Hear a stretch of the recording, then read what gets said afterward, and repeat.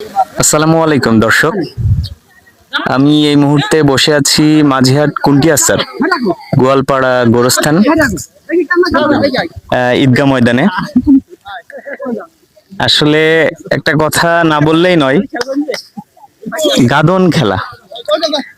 গাদন খেলা মূলত বাংলাদেশ, বিশেষ করে কুষ্টিয়া সাতক্ষীরা অঞ্চলের অত্যন্ত জনপ্রিয় এবং ঐতিহ্যবাহী গ্রামীণ আউটডোরের একটা খেলা। বিনোদনের পাশাপাশি যুব সমাজের শারীরিক ও মানসিক শক্তি গঠনের একটি অত্যন্ত কার্যকরী ভূমিকা রাখে এই খেলাটি। আমি দেখতে পাচ্ছি আমার পিছনে সেই গাদন খেলা হচ্ছে। এটি কেবল বিনোদন নয়, বরং মানসিক শক্তি ও একতা বৃদ্ধির একটি মাধ্যম হিসেবে পরিচিত। অনেক বাঙালির কাছে এটি হারানো শৈশবের এক রঙিন অধ্যায়। মাঝিহাট গোয়ালপাড়া গোরস্থানে ঈদগাহ ময়দানে গাদন খেলা হচ্ছে। এটা একটা গ্রাম বাংলার ঐতিহ্যবাহী খেলা। এখানে অনেক দর্শক আছে।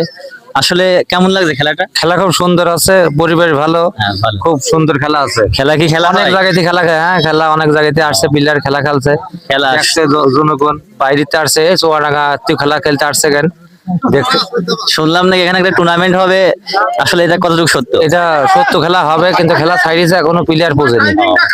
কেবল 4 দল হয়েছে, এখনো 8 দলে খেলা লোক হয়নি। এবং আমরা ঈদের পরই ক্লিয়ার করবো। লোকজন আসবে বাইরে থেকে, ঢাকা থেকে অনেক লোক আছে, আসবে, তাকে তাহলে আমরা খেলা ছাড়িয়ে দেবো। এই খেলার মাধ্যমে কি যুব সমাজ মাদক থেকে বেরিয়ে আসতে পারবে? হ্যাঁ, অবশ্যই। খেলাধুলা করলে মন ভালো থাকবে এবং মাদক থেকে তো বেরিয়ে আসতে পারবেই। আচ্ছা, তোমাকে ধন্যবাদ। আসসালামু আলাইকুম। ওয়ালাইকুম আসসালাম। ভাই, যে এখানে খেলা হচ্ছে গাদন খেলা, এটা থেকে আমরা কি শিখতে পারি?